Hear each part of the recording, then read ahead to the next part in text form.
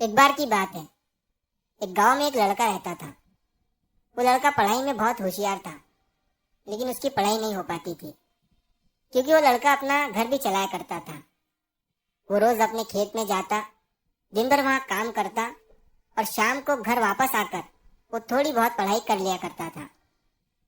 अब जब वो लड़का 12वीं क्लास में गया तो सभी गांव वालों को ये लग रहा था कि हमारे गांव से यही लड़का 12वीं में फर्स्ट आएगा, क्योंकि गांव वालों को भी पता था कि वो लड़का पढ़ाई में बहुत होशियार है। तो 12वीं का एग्जाम आया, लड़के ने एग्जाम दिया और जब 12वीं का रिजल्ट आया तो वो लड़का किसी कारण से एक सब्जेक्ट में फेल हो गया। जब गांव वालों को ये बात पता चली तो सारे गांव वाले उस लड़के को ताने देने लगे और उसका मजाक उड़ाने लगे। वो जब भी अपने घर से खेत की तरफ जाता तो उस रास्ते पर उसे जितने लोग मिलते वो सब उसे ताने देते रहते।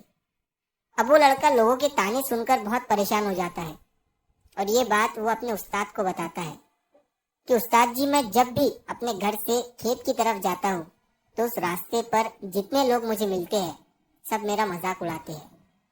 तो उसके उस्ताद ने उसे कहा कि तू ना एक काम कर, एक बड़ा सा लोटा ले और उस लोटे को पूरा ऊपर तक दूध से भर दे और जब तू उस रास्ते से गुजरे तो तू उस लोटे से दूध का एक बूंद भी नीचे गिरने मत देना। लड़के ने एक दिन वैसा ही किया। वो जब उस रास्ते से दूध का लोटा लेकर निकला तो उसका फोकस उस लोटे पर इतना था कि उसे लोगों की आवाज ही सुनाई नहीं दी। वो इतने ध्यान से उस लोटे को लेकर चल रहा था कि उस लोटे से दूध का एक भी कतरा नीचे ना गिरे। इसकी वजह से उसे लोगों के तानों की आवाज सुनाई ही नहीं दी।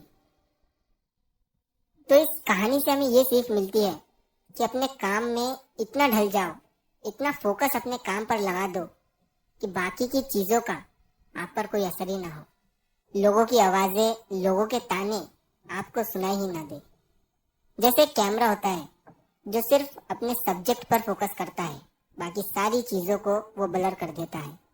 तो बस आपको भी उसी तरह अपने काम पर, अपने टारगेट पर फोकस करना है, बाकी चीजें तो अपने आप ही ब्लर हो जाएंगी।